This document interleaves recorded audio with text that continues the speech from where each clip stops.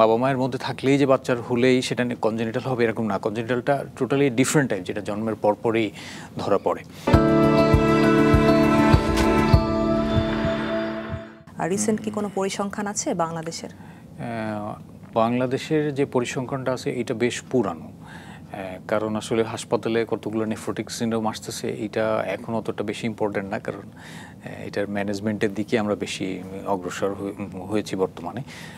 তো যেটা ধরেন আমাদের 2009-10 এই সময়কার যে গবেষণাগুলো ছিল কয়েকটা হসপিটালে, যেমন ধরেন ঢাকা মেডিকেল কলেজ, তারপরে বাংলাদেশ মেডিকেল ইউনিভার্সিটি, তারপরে বাংলাদেশ শিশু হসপিটাল, এই কয়েকটি ইনস্টিটিউট মিলেও আমরা দেখছি যে মোটামুটি 2/3 অর্থাৎ ধরেন আপনার 100 জনে প্রায় 50-60 জনের অথবা 20 জনের এরকম 12-13 জনের এরকম আমরা নেফ্রোটিক সিনড্রোম পেয়ে থাকি। আচ্ছা আচ্ছা, আপনি তো শুরুতে বলছিলেন এই কনজেনিটাল নেফ্রোটিক সিনড্রোমের কথা, একটু জানতে চাই এটার সাথে কি কোনো পজিটিভ ফ্যামিলি হিস্ট্রি অ্যাসোসিয়েশন আছে কিনা? বাবা মার যদি ছোটোবেলায় থেকে থাকে সেটা ট্রান্সমিট হবে ছেলে মেয়ের ক্ষেত্রে, অফস্প্রিংয়ের ক্ষেত্রে, এরকম কি কোনো হিস্ট্রি আছে কিনা? এটা খুবই ইন্টারেস্টিং একটা ব্যাপার যে যদি বাবা মায়ের থাকে নেফ্রোটিক সিনড্রোম, সেই ক্ষেত্রে এটা পরবর্তী প্রজন্মে আসবে এমন কোনো ঘটনা নাই।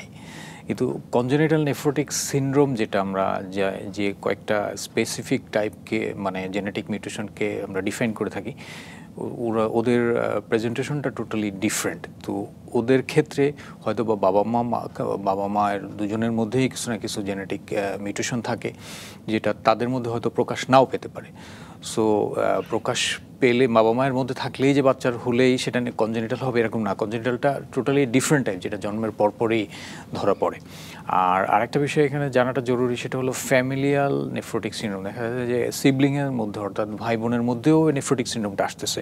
ইভেন দেখা যাচ্ছে যে কাজিনের মধ্যে ছিল বা মামা খালা বা অন্যান্য কোনো আত্মীয়র মধ্যে নেফ্রোটিক সিনড্রোম ছিল, যেটা পরবর্তী প্রজন্মেও এটা নেফ্রোটিক সিনড্রোম হিসাবে আসছে। সো সেই জায়গাগুলো বেশিরভাগ ক্ষেত্রে আমরা যেহেতু এটা খুব কমন একটা ডিজিজ, ইমিউনোলজিক্যাল ওরিয়েন্টেড ডিজিজ হয়ে থাকে, তো আমার জেনেটিক টেস্ট করে এটা প্রুফ করাটাও ডিফিকাল্ট ফিনান্সিয়ালি এবং সোশ্যালি। সো সবসময় আসলে ওইভাবে এটা বের করা যায় না বা ডিফাইন করা যায় না আর কি। একটু জানতে চাই এটা কি কোনো ক্লিনিক্যাল ফিচার বা ক্লাসিক্যাল ট্রায়াড আছে কিনা? ধন্যবাদ আপনাকে। যেহেতু নেফ্রোটিক সিনড্রোম সে তো অবশ্যই একটা মানে একটা ক্লিনিক্যাল ফিচার কয়েকটা সিস্টেমের উপরে ডিপেন্ড করে। তো আমরা যেটা আলোচনা করছিলাম সব থেকে শুরুতে যে জিনিসটা আমরা পাই সেটা হলো যে শরীর ফুলে যায়। বাবা মা তখনই নোটিস করে যে এই শরীরটা ফোলা শুরু করছে। তো শরীর ফোলাটা সাধারণত দেখা যায় যে আর সকালবেলা ঘুম থেকে উঠলে চোখ মুখ ফুলে ওঠে, আর আস্তে আস্তে দিনের শেষে সেটা অনেকটাই কমে আসে।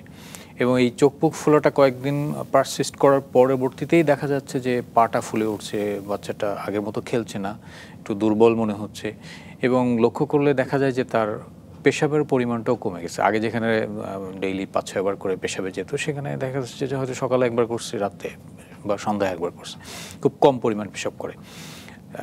যা কিছু কিছু ক্ষেত্রে আমরা এটাও দেখি যে অনেকে পেশাবের সাথে রক্তও যেতে পারে। এই 2-3টা সিমটমই মোস্ট প্রমিনেন্ট, এবং এর পরবর্তীতে যখন ডাক্তারের কাছে যায় তখন বেসিক কিছু টেস্ট করলেই বোঝা যায় যে আসলে এটা নেফ্রোটিক সিনড্রোম।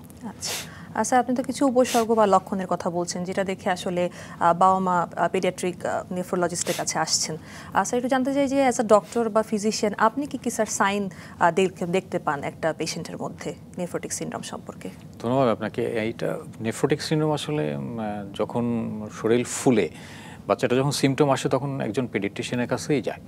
তো আমরা সাধারণত যারা স্পেশালিস্ট প্র্যাকটিস করি আমরা একটু লেট প্রেজেন্টেশনই পেয়ে থাকি, অর্থাৎ হয়তো কোথাও এটা ডায়াগনোসিস হওয়ার পরে রেফার করছে বা কোনো কমপ্লিকেটেড কেসগুলি আমরা পেয়ে থাকি। তো এই প্রেজেন্টেশনগুলো টিপিক্যালি সবার ক্ষেত্রে একই রকমই থাকে, শরীর ফোলা। তবে কারো কারো ক্ষেত্রে দেখা যাচ্ছে যে যারা সেকেন্ড টাইম বা থার্ড টাইম এই রোগটা আবার ফেরত আসে বা পরবর্তীতে যখন আমাদের কাছে রেফার্ড হয় তখন বেশিরভাগ বাবা মাই ততদিনে কিছুটা ট্রেন্ড আপ হয়ে যান, তারা বাসাতে বাচ্চার ইউরিনটা টেস্ট করাটা শিখে ফেলেন এবং তখন তারা এসেই বলেন যে 5 দিন 10 দিন বা এইভাবে ইউরিনের সাথে প্রোটিন যাচ্ছে, এবং তারা অনেকটাই ডিফাইন করতে পারেন যে আসলে প্রোটিন যাওয়ার পরিমাণটা কত বেশি। তো আমরা মেইনলি এই কয়েকটা জিনিসই বাবা মার কাছ থেকে জেনে থাকি।